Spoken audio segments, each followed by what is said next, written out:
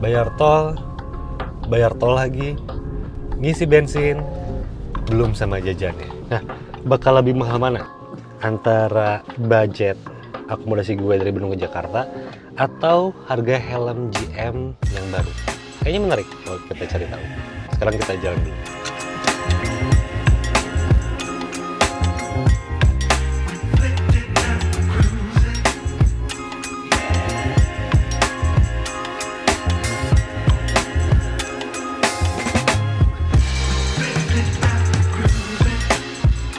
Assalamualaikum, jadi sekarang udah nyampe ke tempat launching event new helmet dari GM.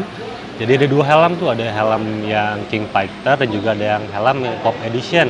Itu kebagi lagi, ada yang King Fighter versi Ultra, ada juga King Fighter versi yang basic. Pop juga sama, ada yang versi basic, ada versi yang buat hijab, beda fitmentnya. Untuk detailnya sekarang kita bakal lihat dikit-dikit lah, tipis-tipis soal si kedua helm ini. Oke, nah ini varian yang King Fighter, kita lihat detailnya. Ini oke loh, ternyata silvernya jadi kayak silver, lebih ke silver stone gitu untuk warna silvernya. Teknologinya yang di highlight itu dari yang versi yang sekarang ini ada teknologi iSafe. Ini tuh sebenarnya iSafe atau iSafe ya. Jadi iSafe ini buat teknologi di bagian interiornya yang jadinya memaksimalkan sirkulasi udara di dalam si helmnya gitu ya. Dan untuk supportnya ada 3 buah top air fan. Jadi jarang-jarang yang punya open face dengan 3 buah top air fan saat ini. Nah sekarang ada nih dari versi GM yang King Fighter, resmenya ini buat ngurus sirkulasi udaranya. Dan yang gue appreciate juga, helm ini gak ada spoiler. Jadi oke ini gak ada spoiler, simple, dan entah kenapa sekarang jadi fresh banget kalau misalnya ada helm open face tanpa spoiler gitu ya. Oke. Dan teknologi lainnya untuk yang versi Ultra, ini tuh untuk visornya dia punya teknologi yang C1 optic. Kayak gini untuk tampilannya, gue suka sih. Dan kayaknya gue ngambilnya warna putih, karena warna fan-nya ini dia bakal satu warna dengan si helmnya ke warna putih. Sisanya dia warnanya kayak matte gitu. Kalau putih dia beda sendiri. Ini interiornya, bagiannya panjang, ini untuk versi Ultra, beda juga dengan yang versi basic. Oke. Sistem pengunciannya Micromatic Detection System. Ini untuk interiornya. Ntar detailnya kita bahas di studio lah. Untuk detail dari si GM Ultra ini. Cuman overall ya seperti ini untuk tampilan helmnya. Kayaknya rekatnya sama dengan yang G1 deh, kayaknya. Ntar kita coba lah. Oke, belakangnya. Tulisannya simple, kecil, branding. Gue suka sama bagian belakang di sini nih. Dia tinggi juga, lekukannya dinamis banget. GM udah mulai step up the game kayaknya untuk versi open face-nya. Tinggal nunggu versi full face-nya. Oke. Dan ini versi basicnya. Jadi kalau basicnya, visornya tuh dia light smoke biasa, bukan yang C1 optic gitu. Itu beda juga.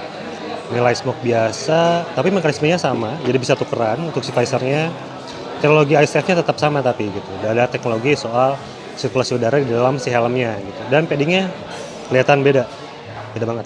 Kalau misalnya ini yang basic, nah ini yang ultra, jadi beda untuk interiornya.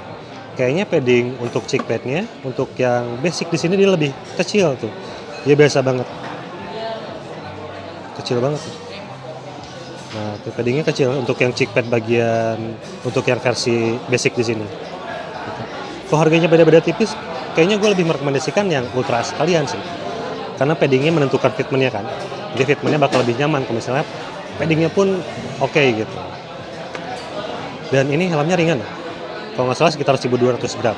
Itu ntar detailnya kita di studio aja. Ini yang versi dari GM King Fighter versi basic. Oke, sekarang kita lihat yang Pop Edition.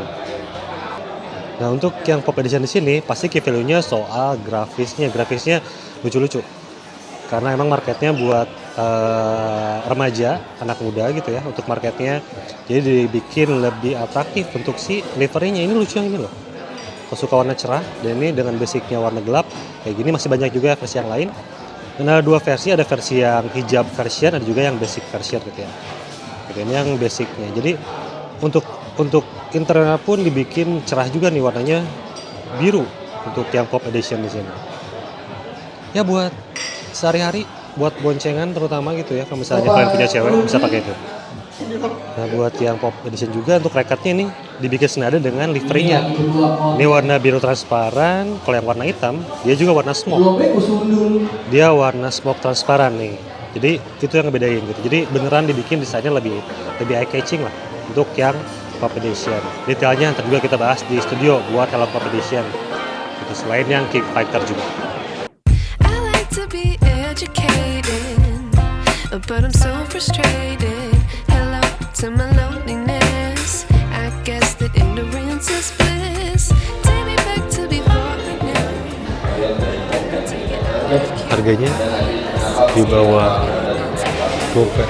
Jadi itu harganya cuma 400 ribuan aja buat yang King Fighter.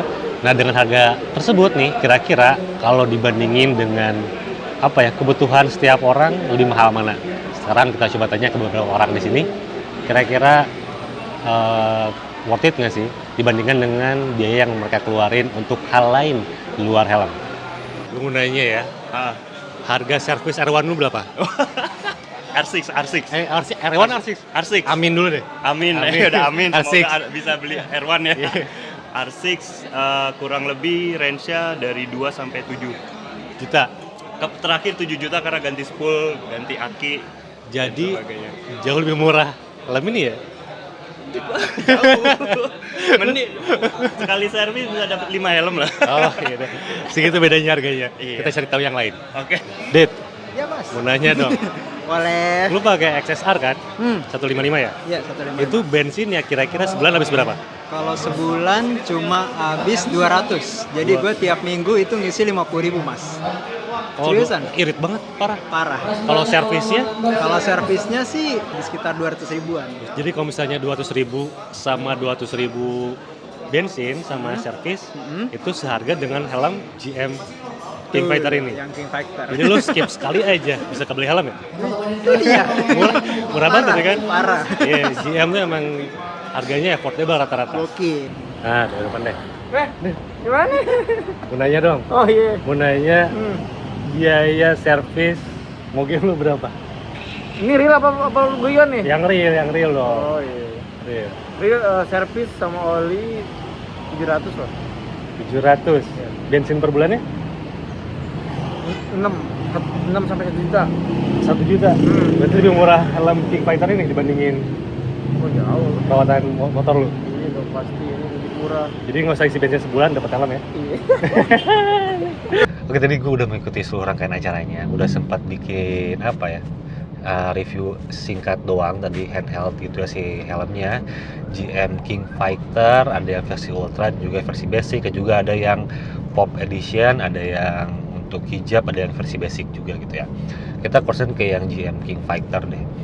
Dari harganya ternyata 400.000 untuk yang versi tertingginya. Jadi sesuai apa ya ekspektasi gue sih untuk GM ini harganya pasti di bawah kakaknya yang NHK gitu, pasti harganya lebih murah 400.000 dengan beberapa fitur yang dibawanya. Ada fitur iSafe itu tuh untuk teknologi di bagian ventilasinya, dan juga ada C1 Optic. Nah gue penasaran nih ntar C1 Opticnya sama tidak dengan RHD lensnya, RSD lensnya dari si NHK gitu ya, ntar sama atau enggak, ntar kita bahas di studio.